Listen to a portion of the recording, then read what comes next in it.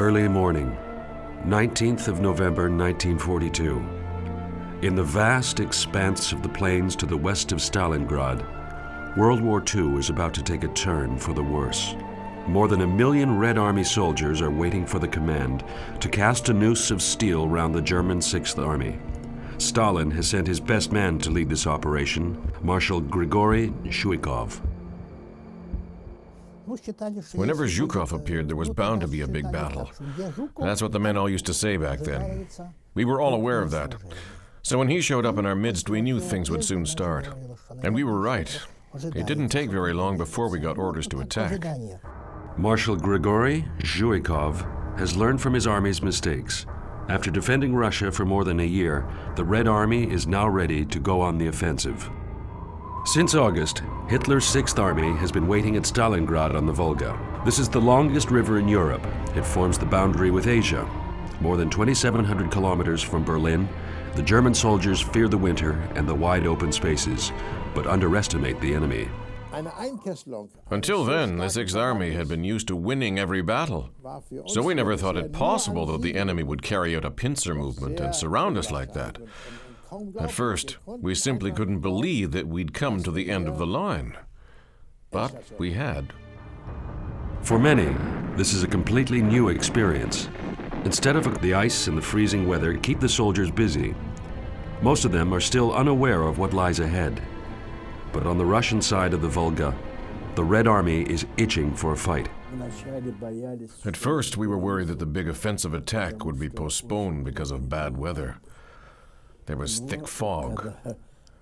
But when the moment came, we all opened fire. The Katyushas, our multiple rocket launchers, fired the first shots, and then we immediately joined in with our weapons. The preparation for battle lasted only 80 minutes. That's all the time we were given to get ready before we moved out.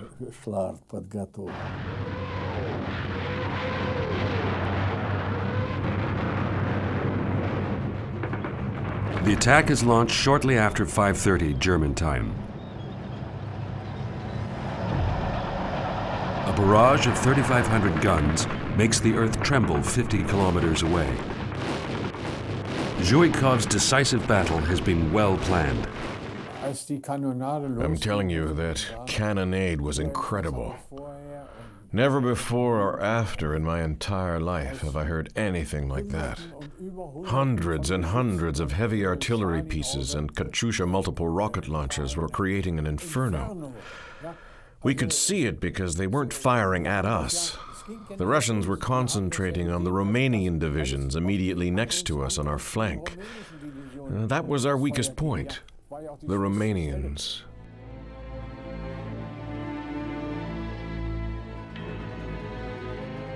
This is all that remains of the Romanian army after the battle.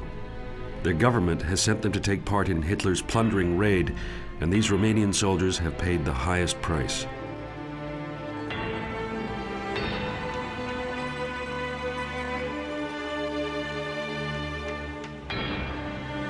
But even the Soviet victors have suffered heavy losses.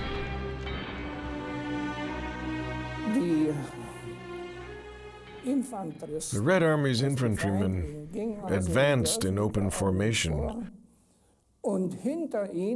and their commander rode behind them on horseback. He looked just like a sheepdog driving a flock of sheep in front of him, the way he rode that horse.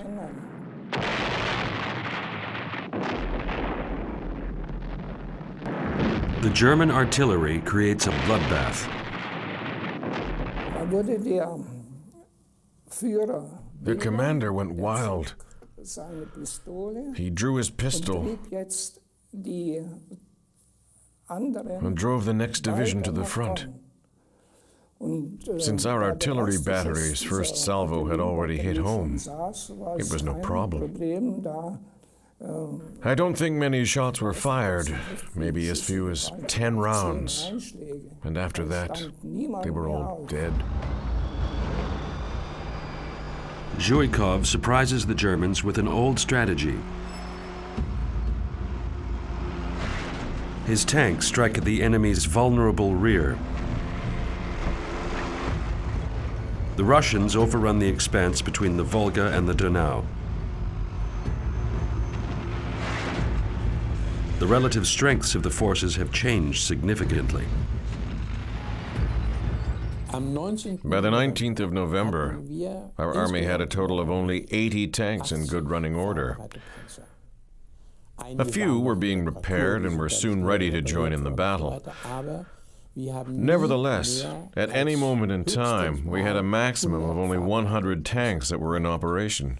But the Russians had lined up 1,200 brand new T-34s against us. The Russian Empire has unparalleled resources. In the east, behind the Ural Mountains, hundreds of new armaments factories are built, seemingly out of thin air. In just 3 days, the pincer movement succeeds as two Soviet wedge formations meet at Kalach on the Donau. Roughly 300,000 German and Romanian soldiers are immobilized at Stalin,grad, trapped in a noose of steel.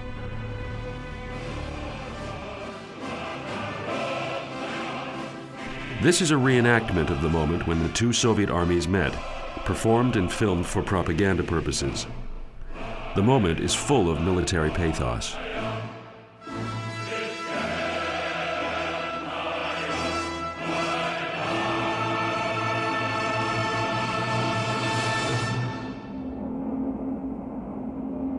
From the start, German soldiers caught in the unrelenting Russian noose realize they are heading for disaster.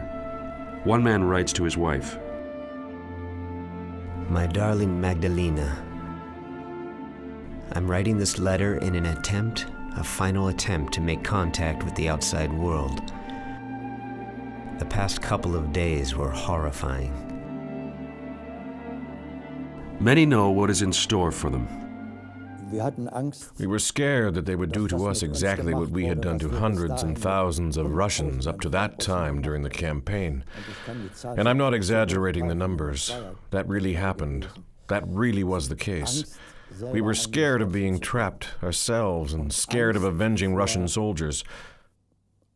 At that time in the war, both sides had become completely ruthless. We knew what was going to happen to us, all right. There would be no quarter. 22nd of November 1942. While Hitler relaxes at Berchtesgaden, his fortified retreat in the Alps, his fate is being decided in the east. When he receives the bad news from the Volga, the Führer orders General Friedrich Paulus, commander of the 6th Army, to maintain his position at Stalingrad no matter what. Even the renowned Field Marshal Manstein, who is immediately ordered to the front, does not yet realize the seriousness of the situation. But other army commanders despair and advise Hitler to order Paulus to break out of the Stalingrad pocket. They nearly succeed.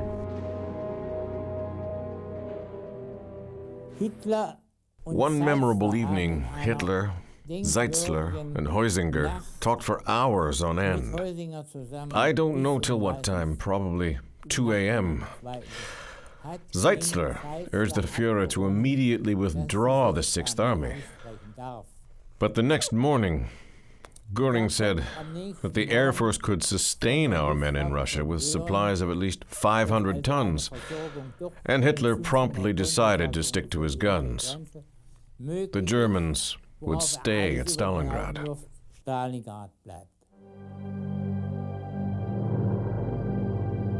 Göring has made a crucial mistake.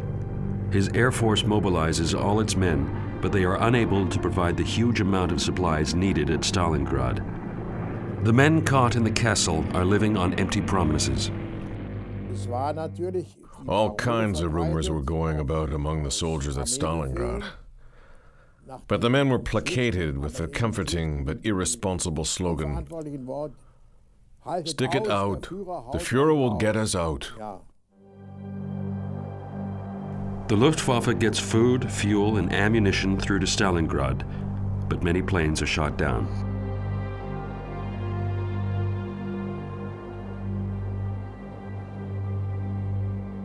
The planes also bring letters from home. Letters from home were a link to relatives, the last and incredibly important link that gave the men Some were still mere boys, who fought far away from their loved ones, hope, and motivated them to continue fighting. The letters written by the men caught in the Russian trap are some of the most moving documents. They give an insight into the tragedy. One officer tries to reassure his wife. The situation is turning in our favor, but of course, all good things take time. What are our darling children up to? I can still see them standing on the stairs, waving goodbye to me. At the moment, the Russian commander seems to be making a real effort to break us down. But the addressee suspects that the truth is much worse. You don't write a letter full of despair to a pregnant woman. He just knew somehow that the baby would be born on his birthday, and that was what happened.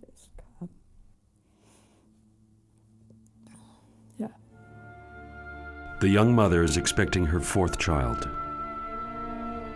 Her husband comes home on leave in the autumn of 1942, but by the beginning of December, he is back in Stalingrad.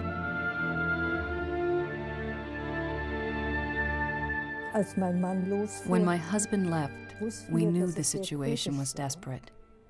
It was difficult to say goodbye because neither of us knew what the future had in store. In wartime, this is the fate of millions. Every goodbye is a tragedy, and there is no way to escape it. We were powerless. We couldn't say, I don't like this, this isn't for me. Those are things that are inconceivable to today's young people. We simply had to accept our fate.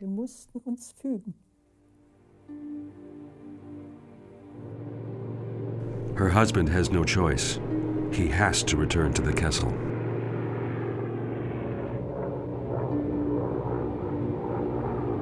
On the Russian side, there is a tremendous will to win the war, fired on by the belief that socialism is superior.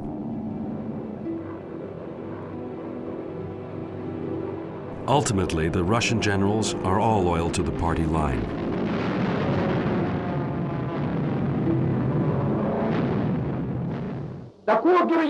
Heroism like this is only possible in a country like ours, our Russia, because the Union of Soviet Socialist Republics is a nation where people were shaped by men such as Lenin and Stalin, a country where the nation was forged into a unified, monolithic, and invincible collective.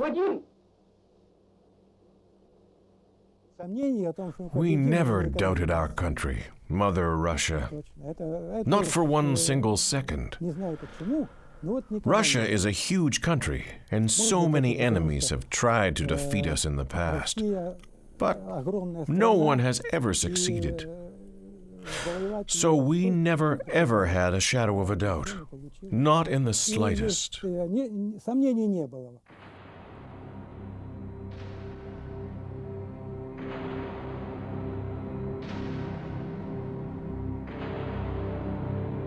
The success of the first days leaves the Red Army soldiers in high spirits, and in many cases drunk as well. In several places, they come across military equipment and food depots and help themselves to German supplies.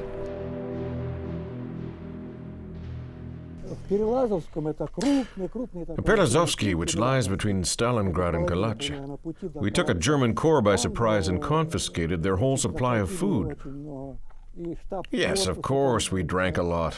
I don't have to hide that. Drinking vodka is a Russian tradition, isn't it? The enemy had really good food. We were used to eating only mash, but there we found some real delicacies.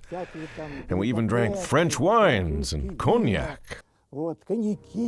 Stalin is adamant that the Sixth Army has to be annihilated completely before the Germans get a chance to launch a counteroffensive. But Zhuikov knows that by now the German army is far too weak for that. He is planning something even bigger, to cut off the entire German army in the south. I can still remember how happy I was, and all my friends and comrades, when we heard that our two fronts had joined up with each other and managed to surround the whole German Sixth Army. We all knew that they would never be able to get out of Stalingrad, no matter how much help they had from their comrades back in Germany. For the first German captives, the war has come to an end, but that is hardly any reason to heave a sigh of relief.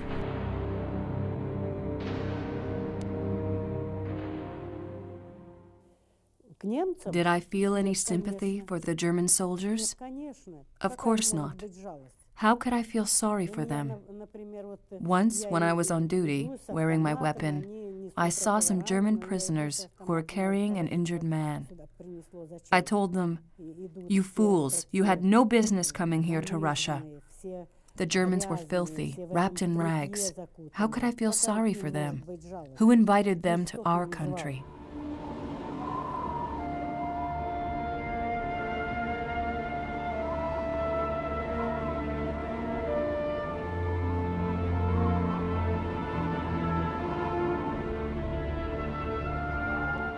Hatred breeds more hatred.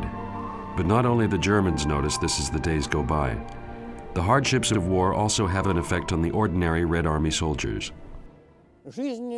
Life had no value whatsoever at the front. Today you're lying next to your friend, and tomorrow you have to bury him. After one particularly fierce attack, only 10 of our 120 men remained. On both sides, the combatants' determination is beginning to wane.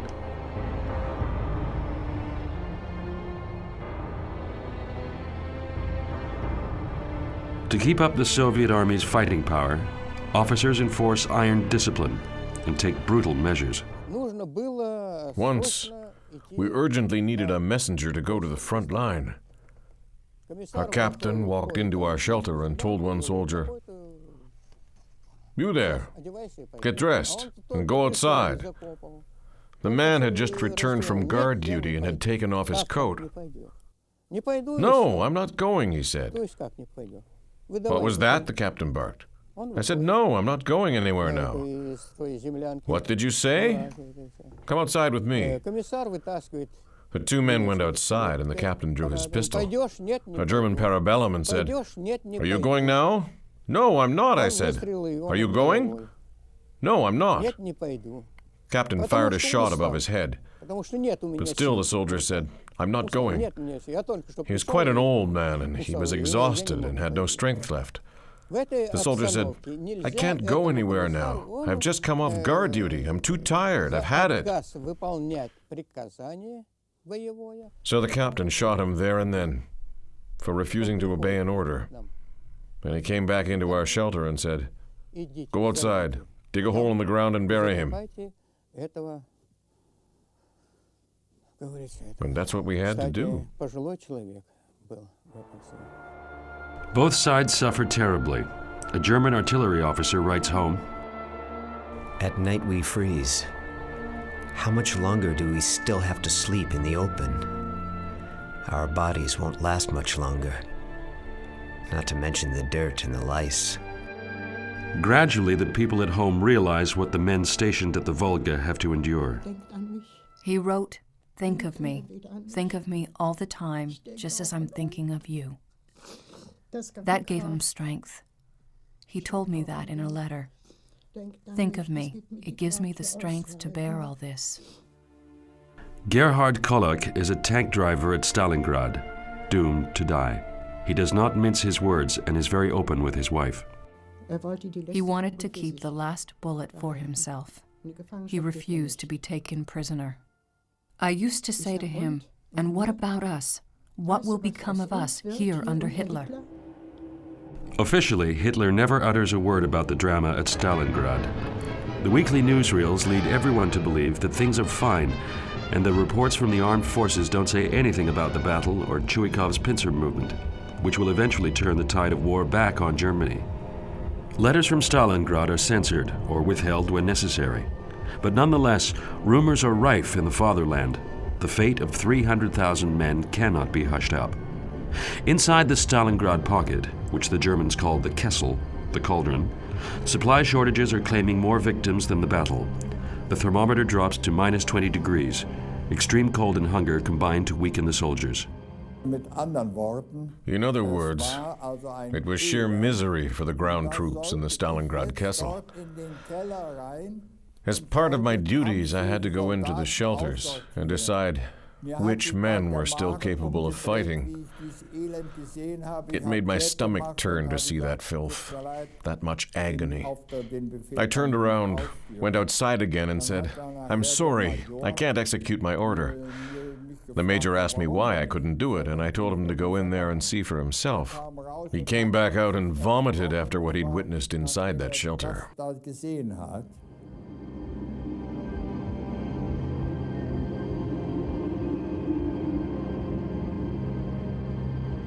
The wounded and sick have little chance of survival, and on top of that, there's the epidemic of typhus. I had the bad luck to get typhoid fever in 1941, and the good luck to survive it. And then the damn thing got a hold of me a second time at Stalingrad in 1943. That meant that I had to get out from underneath the tank every 20 or 30 minutes to pass blood. When you've got typhoid fever, you stink to high heaven, and you're highly infectious. And we were lying close to each other. It was terrible.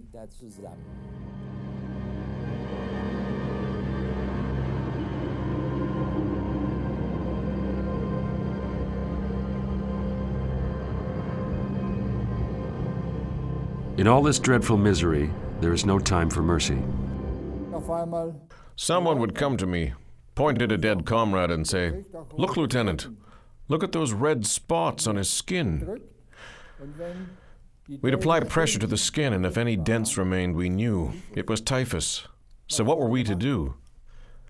2 or 3 of us would quickly carry the man to the riverbank and throw him in. We had to do it like that before his body had the chance to infect the rest of us with the contagion.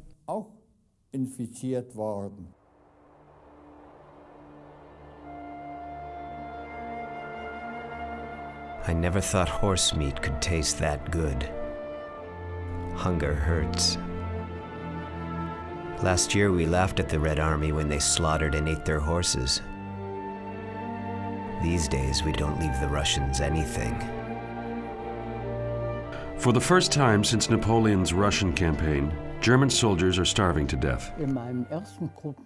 As a medical officer, I had to draw up a report every 10 days about our losses, the men's state of health, etc., etc. It was submitted to the regimental doctor and the divisional doctor as well. Once, after I had reported that 2 men had died of starvation, I was immediately called in.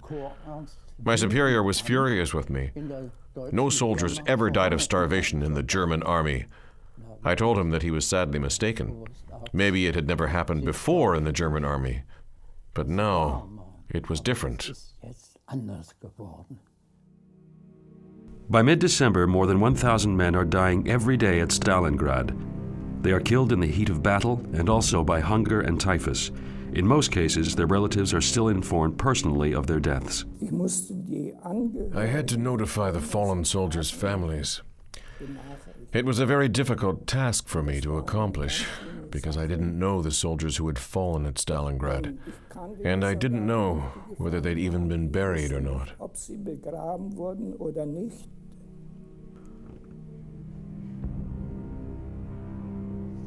So I would write to the families. "Regrettably, I have to inform you that your son has fallen in service of his Führer, his people, and his fatherland." I would then add that the only consolation I could offer was that he was killed by a shot in the head, or that he didn't suffer, or something like that. The Russians are confident of victory. To persuade German soldiers to defect, the Soviet propaganda unit, supported by German communists, starts to target the Sixth Army.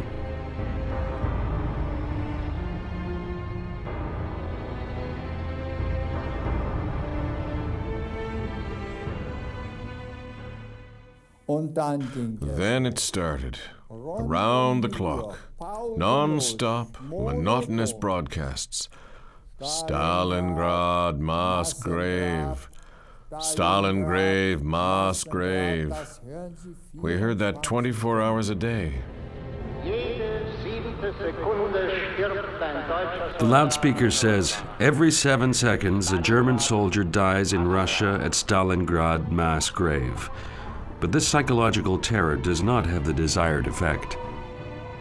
We didn't believe it. We simply didn't believe it. It just wasn't the truth. It was like, well, how can I put it? For us, what that voice said just wasn't valid. It was the voice of the enemy. The voice of the enemy. The men fear a Russian revenge as the propaganda continues. Special propaganda troops are detailed, but even they lack the necessary conviction. The Soviet propaganda and the Russian call for the anti-fascist Germans to defect to the Red Army didn't achieve very much at all. Only a few men ended up coming over to our side. Just a few. A German soldier writes to his wife. I'll be honest with you, my love. Only a miracle can save us now. Don't let fate get you down. Go on being so brave for the sake of our 2 boys. The only thing that kept us going through that awful time was the beautiful Madonna of Stalingrad. A few days before Christmas, a medical officer had found some pencils and made a drawing of her on the back of a Russian card. Kurt Reuber, a doctor and theologian, draws the Madonna that gave hope to those who were doomed to die. He will die later in 1944 in Russian captivity. That drawing and its message spread through our ranks like wildfire. It gave us new hope, hope that things might still improve. Light, life, love. That was the Madonna of Stalingrad's message, a message from another world. By the end of November 1942, Hitler returns to Wolschanze, his East Prussian headquarters. He still refuses to relent. He will not allow the Sixth Army to back out.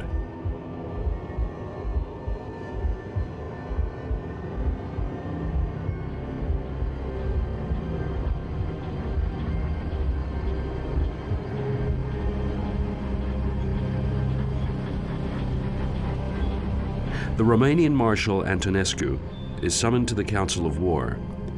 Members of the alliance are at odds with each other, and recriminations are flying about. Who is responsible for this catastrophe? In the end, they decide on a final battle of liberation. Field Marshal Manstein is to lead this operation. What I found unfortunate about Manstein was that he never bothered to go to Stalingrad personally, which was a great pity. Of course it was dangerous, but he could have gone there and should have, as the commanding field marshal. I feel he should have taken a personal interest. Then he would have seen the terrible state of the soldiers who were caught in the Russians' trap and how low the Sixth Army had sunk. Manstein is to command a relief army, the Hoth Tank Division, to break the Kessel. They call it Operation Winter Storm. At the time, the plains were freezing cold. At first, everything was just frozen up. But then the snow also came.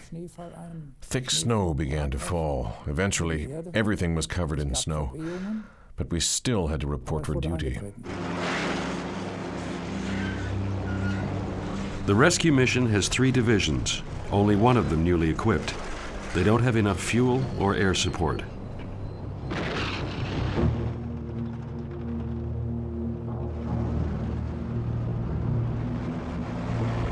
The army has no reserves left, but initially everyone is confident, especially since they have a new type of tank, the Tiger, which is considered to be superior to the Soviet T-34. The men from the tank division know what is expected of them. We knew that some 300,000 men of the Sixth Army were waiting for us. They were relying on us utterly. They knew that we were on our way, and they were pinning all their hopes on us. We were to save them. We were their last resort. At first, the Hoth Division makes good progress. The Red Army is taken by surprise. It has hardly any troops southwest of Stalingrad. But then things change. The German tank division is too weak. 60 kilometers before reaching Stalingrad, they come to a halt. 60 kilometers between survival and defeat. Not a great distance for a whole tank division. Liberation seems to be within their grasp. The tanks in the front fired flares to show our trapped countrymen that we were on our way to rescue them. Suddenly, hope stirs inside the Kessel. We saw the flares, and we heard the artillery fire. You can hear very well at minus 40 degrees. In that crystal clear weather, you can hear everything.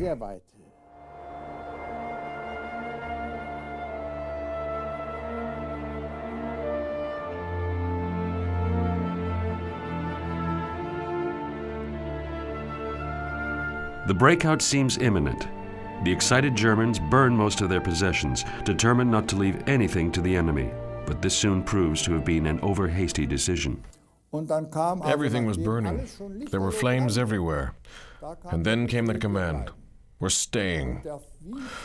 Many troops even burnt their thick coats. We'd been issued with winter coats that were lined and rather long. The men grabbed their coats and threw them into the fire because they said they'd be able to run much faster with only their uniforms on. There was no doubt in their minds that they were finally going to get out of the Kessel at last.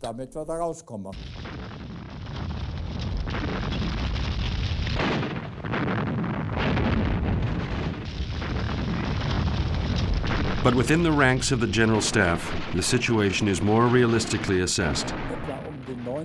By around the 19th of December, we were told that the breakout wasn't going to happen and that we had to return to our old dugouts.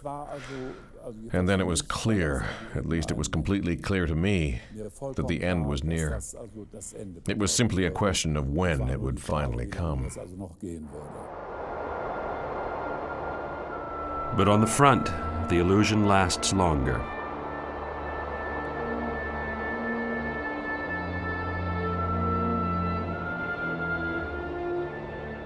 At night, we could hear the battle sounds from where we were in the Kessel.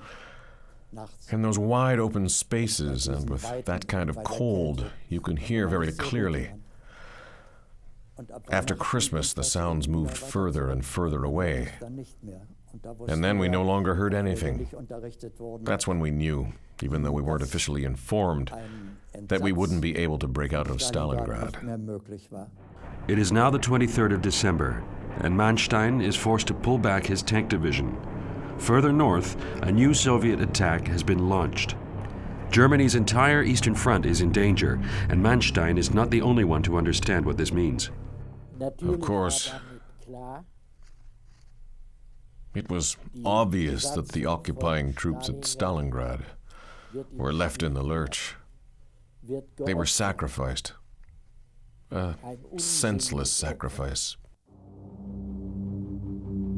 The divisions that are supposed to be the saviors suffer heavy losses. Their mission ends in disaster, and they are plagued by feelings of guilt. We felt like traitors. Our aim had been to get them out of there, but we failed. We simply couldn't do it. Many, many years have passed since that time. But to this day, I don't celebrate on Christmas Eve.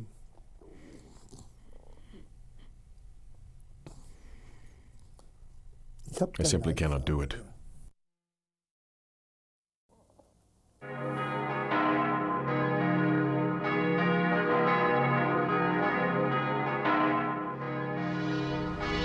At home, a brave face is put on.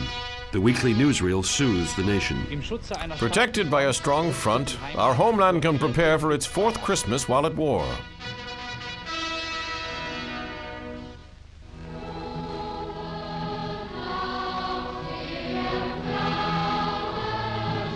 But most Germans lack the festive spirit. Despite an official news embargo on Stalingrad, Defense Force informers report grave concern among citizens. By the Volga, the atmosphere is one of despair. there is no peace to celebrate.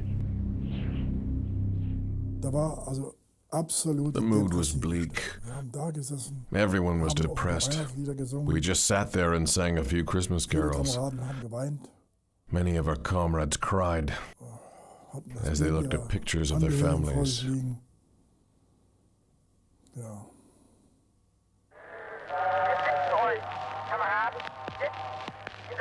On Christmas Eve 1942, the Third Reich's official radio station plays Silent Night for all the armed forces.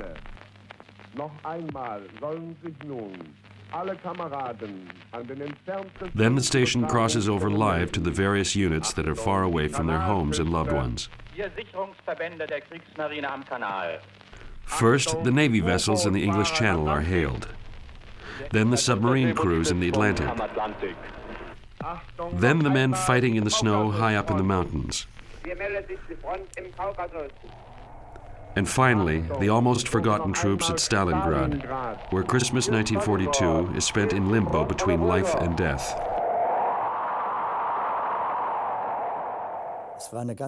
It was a very clear night. The moon was incredibly clear. It was eerie. And the Russians left us alone. There were only occasional shots on Christmas Eve.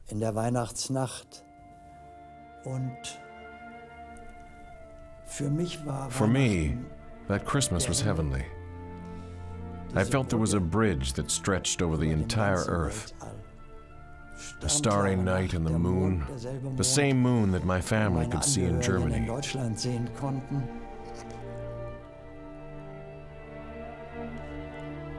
Most of us knew the end was near, and we wrote farewell letters, hoping that they would be delivered to our people. All we thought of was home.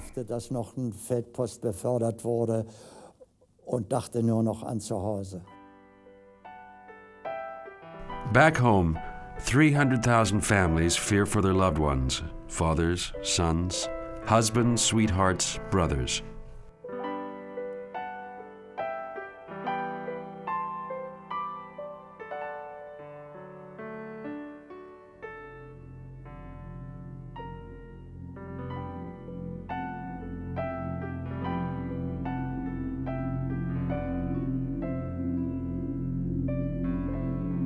While German propaganda paints a scene of Christmas trees and bright lights, the 6th Army at Stalinggrad reports that 60 men have died of starvation. At the Volga, the Empire's official Christmas greetings are no longer welcome.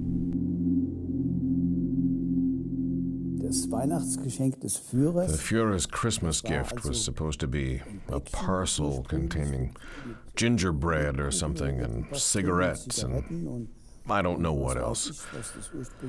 With a postcard saying, "Greetings from the Führer," or something ridiculous like that.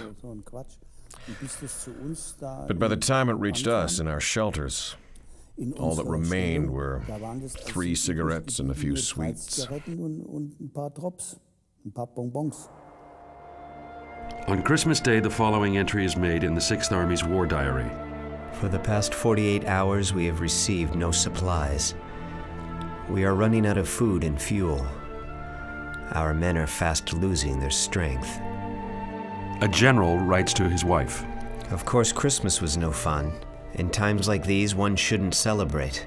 You can't expect people to be happy under these circumstances. The general is Friedrich Paulus. While in charge at Stalinggrad, he will be promoted to the rank of Field Marshal.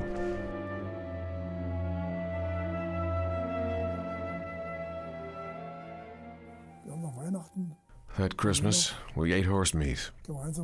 We dug up some horses from under the snow. We all knew where the dead horses were.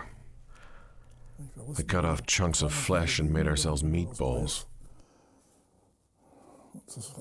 Horse meatballs. That was our Christmas meal.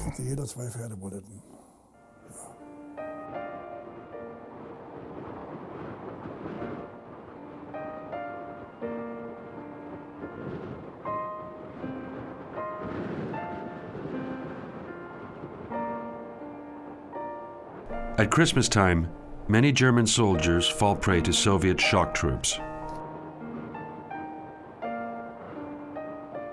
We liked their Christmas. It was a perfect time to go looting. We always came back with lots of gifts. Sausage, jam, small Christmas trees. We took whatever we could get, and we never felt bad about it. After all, the Germans had the words "God with us" engraved on their belt buckles. They were religious people. The Festival of Love. Here it has long since turned into blind hatred. Both sides show no mercy to the enemy.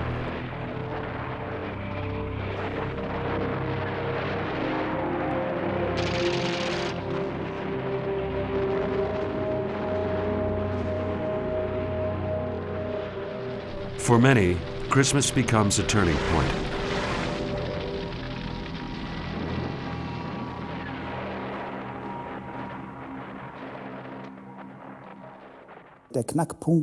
Christmas was the final straw, the turning point. After Christmas, people no longer said, "The Führer will get us out of here." The men just kept quiet, or they moaned and cursed. But that was always dangerous. In the army, disrespect could get you a death sentence, especially during war, and especially in a place like Stalin-grad. There are still some civilians left inside the castle, more than 10,000 of them. The Soviets did not evacuate them, and the Germans don't take any care of them. These people are robbed of their bare essentials. Once the castle was closed, I had the unfortunate task of going to the Russian civilians and commandeering their wooden houses. We continued doing that to the very end. Every time my men and I set out in our lorries, we could no longer use tanks, to go and commandeer 2 horses for our forces. We took along some extra bits and pieces we had, especially things for the children. The only people left in the area were children and old people. I always took them something, even if it was only a piece of chocolate, to show them that we weren't as evil as they quite rightfully thought we were. We had no choice but to take their houses. It was for our own survival.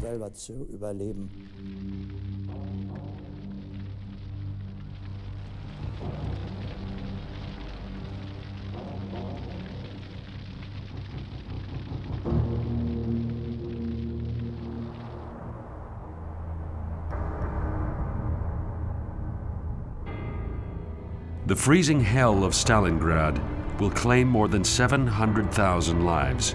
Germans, Russians, soldiers, civilians. Every death is a tragedy. And still there are officers who give their soldiers orders to perform heinous crimes. An officer ordered me to shoot a young Russian soldier.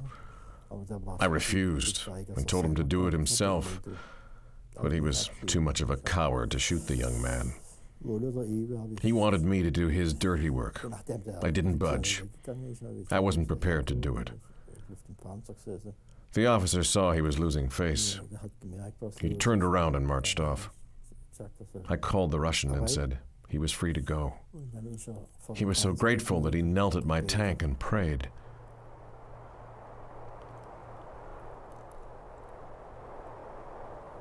The Russian realized that he had to get away fast, and he scurried away, hopping like a rabbit. But he had no chance of escaping.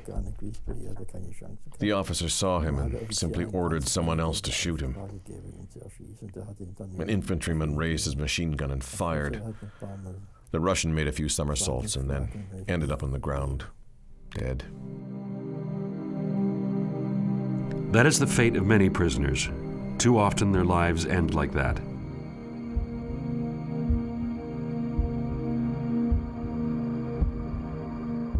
But everyone has a different experience. The first Germans who came to our house were fine, but later on they treated us badly. The first time 3 Germans came to our house, I was only 6 years old. I went to hide under the bed. The captain had a chocolate in his hand. I still remember that very clearly. The chocolate was filled with rum. He gave it to me. I don't know where he got it from. When the youngest soldier, his name was Walter, lay down on the bed to have a rest, I was allowed to play with his rifle. But early in the new year, the Yurazov family also lands in dire straits. The inhabitants were ordered to collect all their warm things and give them to the Germans. Blankets, hot water, bottles, food. They took everything. They left us nothing. All that remained was a bit of food. Still, there are islands of humanity in the middle of an inferno. The captain often showed us his pictures. There was a picture of his wife and children. He showed them to my mother and me. We were surprised to see that the Germans also had factories like ours. Walter never showed us any pictures.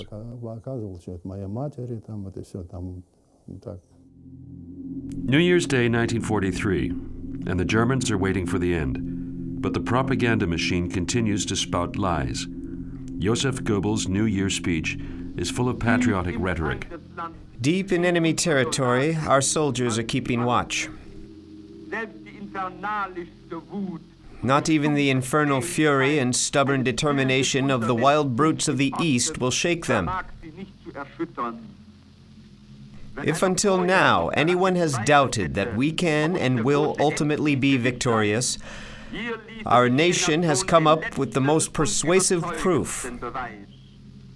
A nation that can survive trials and tribulations like these is surely destined for a great future. For the men at Stalin-Grad, this is sheer scorn. We were glorified, even though we were still alive. We weren't all dead yet, by no means. There were still hundreds, in fact thousands of us. And that was an incredible insult to us. To the west of Stalingrad, the Red Army is advancing relentlessly. Tatsinskaya, the most important airfield for the German airlift of supplies into the Kessel, is attacked. More than 70 transport aircraft are lost on the ground. Göring's promise to keep sending supplies by air dissolves into utter despair. In the later stages, things became completely chaotic. While an aeroplane was taking off, men would be running after it on the runway, trying desperately to escape from the Kessel. 50,000 wounded soldiers are evacuated by air, but tens of thousands are left behind. The planes have no room for all of them. Terrible scenes took place at the airfields. Ordinary soldiers were no longer allowed near the aeroplanes, but some pushed their way through, and when there was no space inside, they hung onto the planes, to the wheels or the wings. When the aeroplane took off, they were taken along, but by the time it reached 300 or 400 meters, they fell because they were frozen stiff and couldn't hold on any longer. Stalingrad's airfields are the gateway to survival, but the way there is a road of death. There were bomb craters everywhere, and they were full of dead soldiers covered with snow. I ran around for a while, and then I found a bunker 300 meters from there. Inside the bunker, there were a couple of medics. I asked them to let me in, but they wouldn't, until I told them I still had a hand grenade left.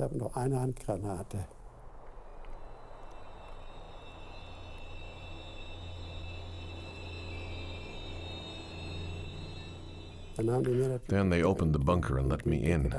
There were a lot of wounded men inside. One of them was from Essen, and he said he wasn't going to go back to the airfield again. He'd spent the entire night outside, freezing and waiting to be airlifted back to Germany. but it was to no avail. There were too many injured soldiers, and the planes took off again seconds after landing. But I wasn't going to be put off by his story. Hans Rostovitz eventually makes it to the airfield at Gumrak.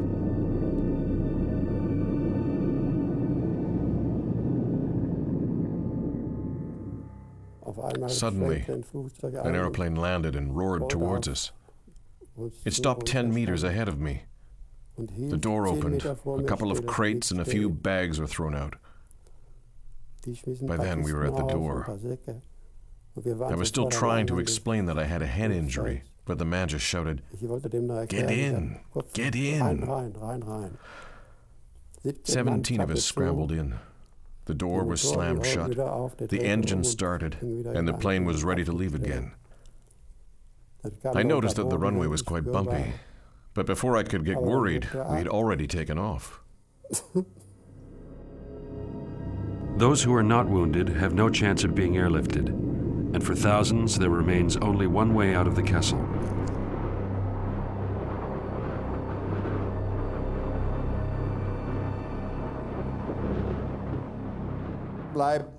Stick with me, I said, and I'll see if I can find a place where we can sneak through.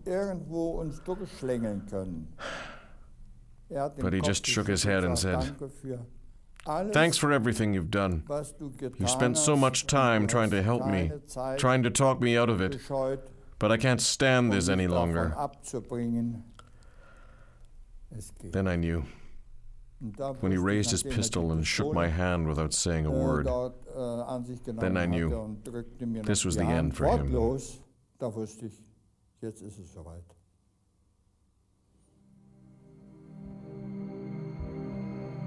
In some German units, there are even cases of cannibalism. Desperation triumphs over humanity. I witnessed with my own eyes how German soldiers butchered a well-fed paymaster shortly after he died. They ripped out his lungs and liver. By then, things had become so bad, and ordinary, normal people were so desperate that they simply lost their minds.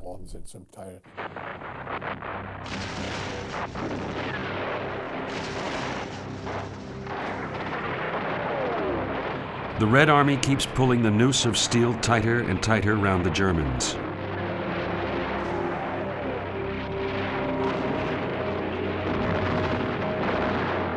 This is no longer a battle, merely an execution. Death becomes anonymous, and there are no more letters of condolence to the fatherland and no graves.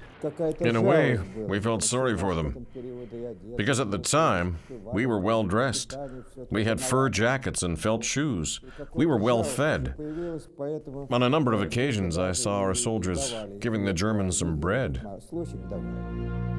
It is now the 8th of January, and the Soviet negotiators call for Paulus to surrender.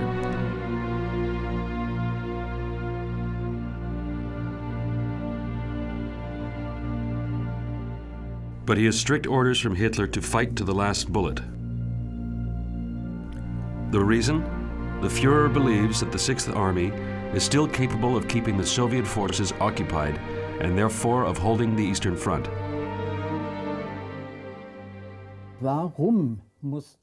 Why was Zhukov and the Red Army's offer to surrender turned down on the 8th of January?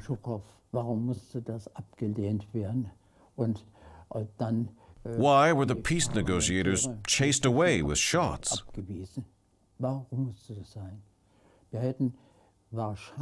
In the end, only 6,000 of us came back alive from Stalingrad. But it could have been many more, at least 10 times more, if not 20. Early in January, a soldier writes home. Dear Mother, don't worry about me. The Kessel is wide. There are at least 200,000 men in here, and we're doing everything we can to straighten things out again. It was delusion and blindness that led the Germans into this catastrophe, and now the senseless deaths will continue. The worst is yet to come.